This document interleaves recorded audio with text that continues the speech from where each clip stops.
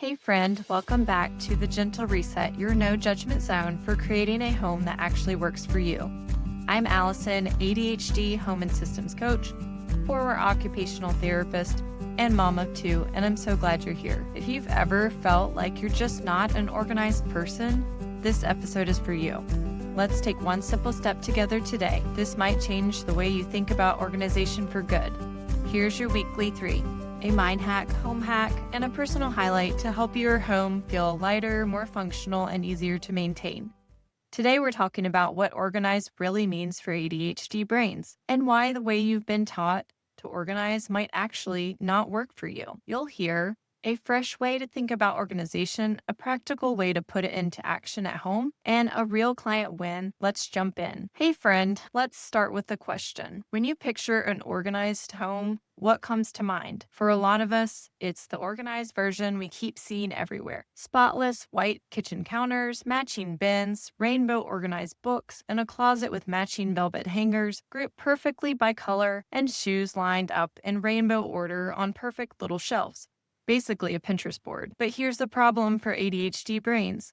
Chasing this picture-perfect version of organized is actually what keeps us stuck. Because every time the house doesn't look like that, we assume it means we failed, even if it's subconscious. The truth is, organized doesn't mean Instagram worthy. Organized simply means that your home works for you. It's about being able to find what you need without digging through piles. It's about having less decision fatigue in your day. It's about systems that make life easier, not harder, like giving papers a temporary home in a bin instead of piling them all over the counters. The goal is flow and function, not perfection. And here's the thing, organization isn't about how pretty the space looks. It's about clearing the clutter in your mind. When you know where things go and your home is easier to manage, that's organized.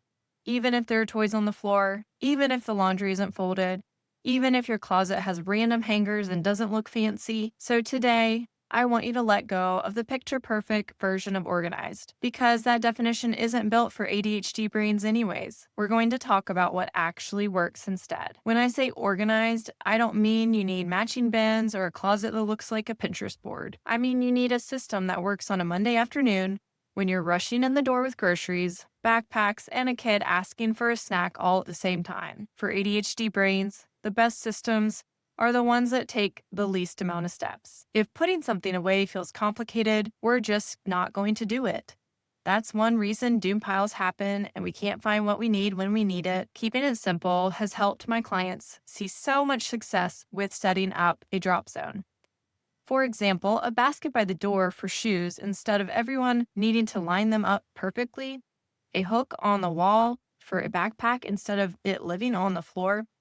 Organized doesn't mean spotless or no mess at all. It means everything has a home that's easy to get to, even if that home is a bin, a basket, or a hook on the wall. And since we're talking about drop zones, I'll give you a little hint. My drop zone reset is coming soon. It's going to be a simple way to tackle that entryway clutter that drives so many ADHD moms crazy. More on that in a few weeks. If you don't want to miss it, make sure you're following me over on Instagram at Calm Cottage Coaching, because I'll be sharing more details there soon. And that leads perfectly into why these simple systems matter so much. Once you set up a system that actually works, it creates momentum. Things start to flow smoother, less searching, less forgetting things, and fewer piles building up. The space becomes quicker and easier to reset. You're also saving energy because you don't have to stop and think, where does this go? Or why is this still on the counter? It just has a place. And when the system is simple, it's not only easier for you, it's easier for the whole family. Your kids can toss things where they belong, your partner can follow along, and suddenly you're not the only one holding it all together. That's when home care starts to feel lighter and more doable. It's so simple that it actually sticks. Well, I want to wrap up today with a quick client win that shows exactly what we've been talking about. During a closet makeover, one of my clients told me, I've learned from you that it doesn't have to be beautiful to be organized. I can find everything in my closet easier and faster. Everything stays off the floor now. I no longer shove things in my closets because everything has a place to go. Hanging up things like jeans, bras, and t-shirts has worked so well and freed up space in my drawers. I love this because it's such a perfect example of what organized really means. It's not about having a Pinterest perfect closet with matching bins and velvet hangers. It's about having a space that works. where clothes are easy to find, nothing's getting shoved into random spots, and the floor is actually clear. Plus, having an easy method to maintain it long term. That's the kind of change that matters. She didn't walk away with a closet that looked staged for Instagram. She walked away with a system that she can actually keep up with. And that's the whole point. Organize isn't about pretty. It's about function, flow, and making your life easier. So if today's episode sparked something for you, I'd love to hear it. Fill out my quick curiosity form linked in the show notes and tell me what feels hardest at home right now. And you'll get a quick personalized response from me with next steps. And here's what I want you to take away from today.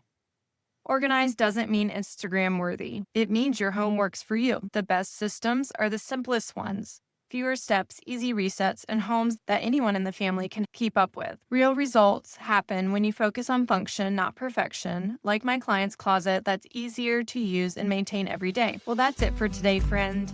If you've been enjoying these episodes, a quick review goes a long way in helping other ADHD women find the support they need in their homes too. Remember, one small shift at a time creates momentum. You're doing better than you think, and I'm so proud of you. See you next week on The Gentle Reset for another weekly 3.